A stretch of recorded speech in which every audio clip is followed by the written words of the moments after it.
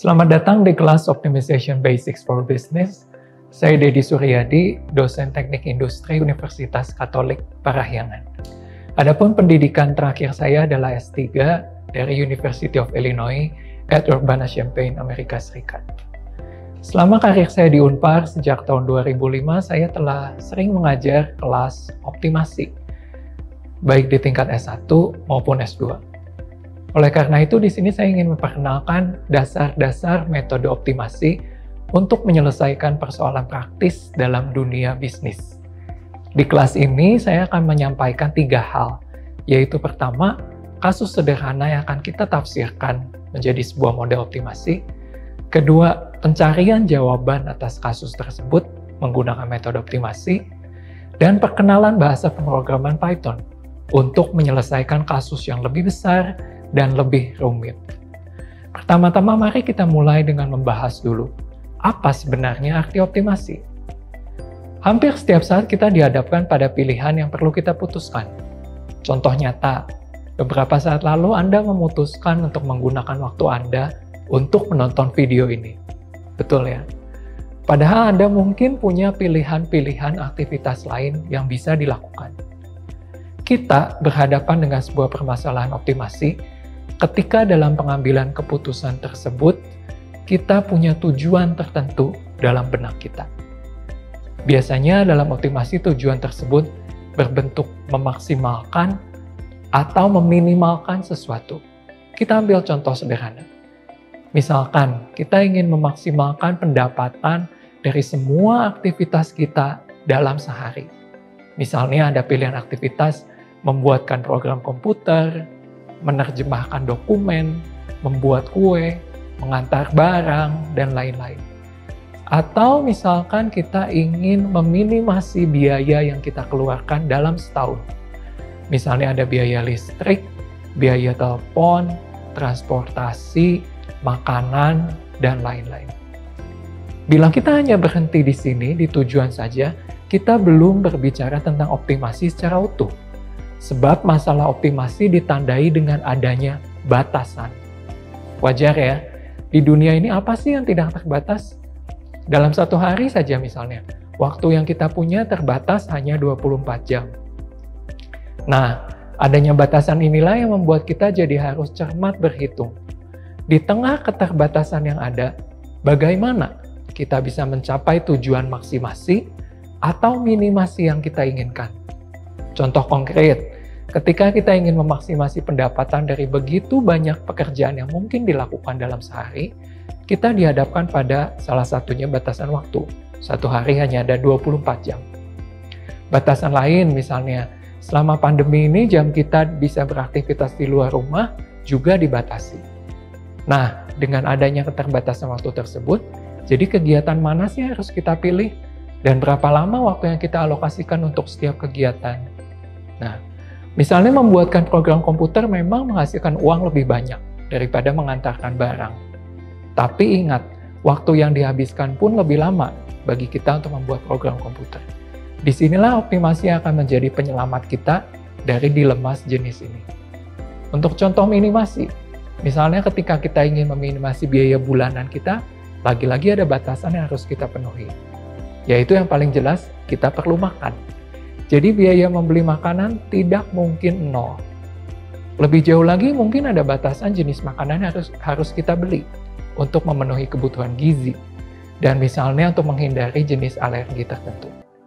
Contoh dilema di sini misalkan kerupuk memang lebih murah daripada buah-buahan. Tapi gizi yang disumbangkan dari kerupuk pun jauh lebih kecil daripada buah-buahan. Padahal kita perlu asupan vitamin misalnya. Disinilah lagi-lagi kita bisa meminta optimasi untuk menjawab dilema seperti ini. Jadi secara ringkas, optimasi berarti sebuah metode untuk membantu mengambil keputusan agar kita mencapai tujuan dengan sebaik-baiknya ketika kita dihadapkan pada berbagai batasan-batasan yang ada. Jadi ada 3 kata kunci di sini, keputusan, tujuan, dan batasan. Metode optimasi yang akan dibahas di kelas ini adalah linear programming. Ini merupakan salah satu metode optimasi yang paling dasar dan relatif sederhana. Jadi linear programming merupakan pintu awal yang baik untuk menjelajah dunia optimasi. Linear programming sendiri dapat atau sesuai untuk digunakan apabila persoalan yang kita hadapi memenuhi 4 asumsi berikut. Pertama, proportionality.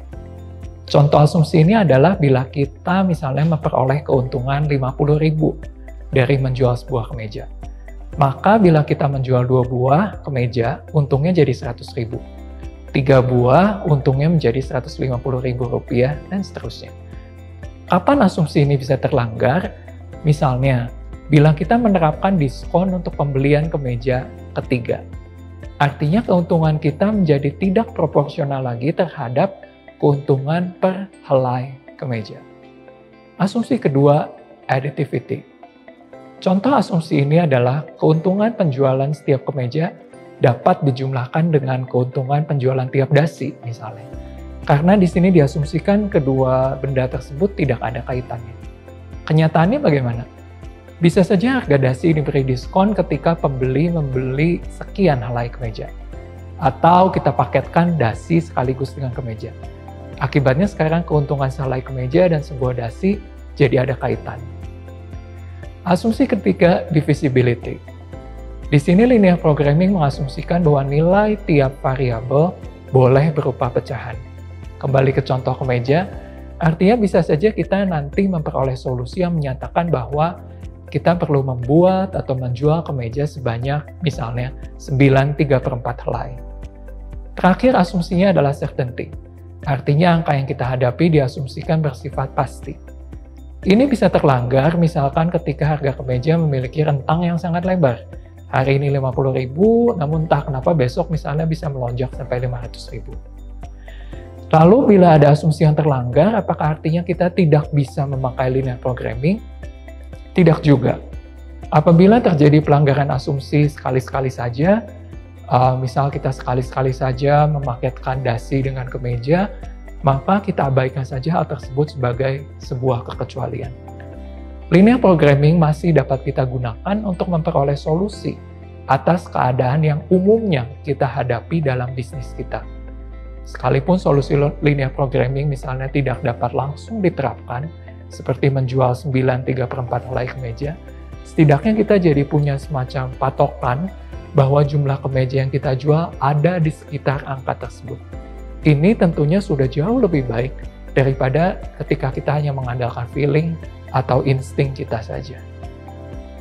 Baik, jadi fokus kelas ini adalah menyelesaikan sebuah kasus menggunakan metode optimasi yang namanya linear programming. Bagaimana agar Anda memperoleh manfaat maksimal dari kelas ini? Jadi pertama kita akan menerjemahkan persoalan studi kasus ke dalam model linear programming. Anda dapat membayangkan hal ini seperti belajar bahasa. Kita punya deskripsi persoalan dalam bentuk kata-kata dan kalimat. Lalu kita akan menerjemahkannya menjadi bahasa yang dimengerti oleh linear programming, yaitu angka dan variabel. Supaya manfaatnya maksimal, pastikan Anda memahami proses penerjemahan tersebut.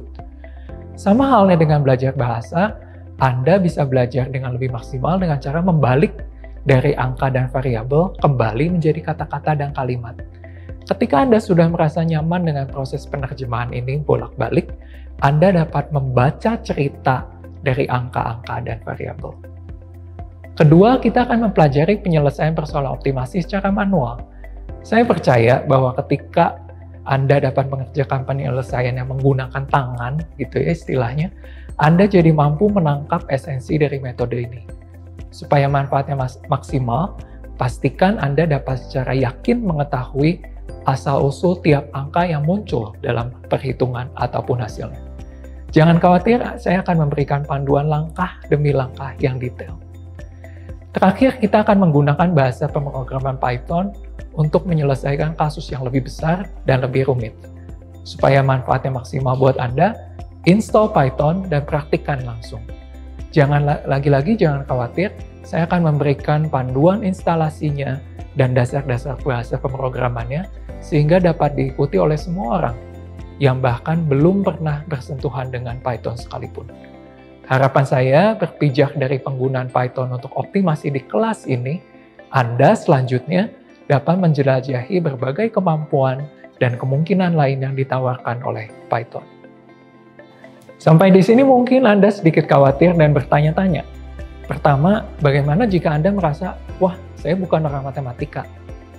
Jangan khawatir, matematika yang akan kita gunakan betul-betul sebatas hanya penjumlahan, pengurangan, perkalian, dan pembagian saja. Jadi sama sekali tidak melibatkan akar, pangkat, turunan, integral, dan sebagainya. Sama sekali tidak. Kedua, bagaimana jika Anda merasa juga, aduh saya bukan orang yang mahir dengan pemrograman komputer. Lagi-lagi jangan khawatir, Anda tidak perlu membuat atau memikirkan program yang rumit. Di kelas ini kita hanya akan menggunakan program yang sudah ada, kita pahami apa yang diminta oleh program, kita pahami apa yang dikeluarkan dari program. Mengingat besarnya potensi optimasi untuk mendukung pengambilan keputusan dalam dunia bisnis, saya sungguh berharap agar Anda menyingkirkan semua kekhawatiran tentang matematika, tentang bahasa pemrograman tersebut, dan justru dengan mengikuti kelas ini, Anda akan membuka pintu ke proses pengambilan keputusan bisnis yang lebih akurat, berdasarkan angka dan perhitungan yang menjamin keoptimalannya. Sebelum kita berlanjut ke section berikutnya, saya akan menunjukkan bahwa nanti pada section-section berikutnya, saya akan memberikan beberapa pertanyaan kuis yang perlu Anda jawab. Pertanyaan ini akan menjadi indikator kelulusan Anda pada kelas ini. Nah, supaya Anda terbayang kira-kira pertanyaannya seperti apa sih, susah apa enggak, kita lihat dulu beberapa contoh pertanyaan yang mungkin akan saya tanyakan pada kuis.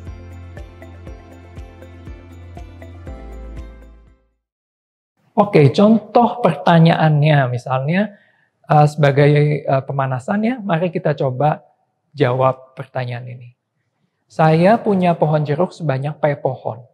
Suatu saat tiap pohon menghasilkan 70 buah jeruk.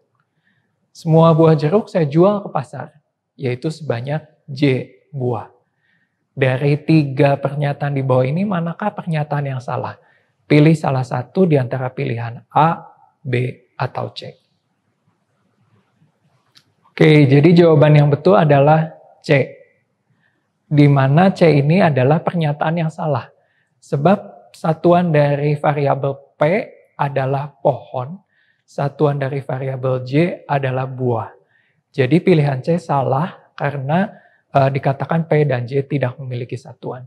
Kenapa saya tekankan satuan di sini? Karena nanti kita akan lihat bahwa ketika kita punya banyak variabel, cara mengecek satuan ini menjadi salah satu cara yang efektif untuk mengetahui apakah model yang Anda buat sudah benar atau belum.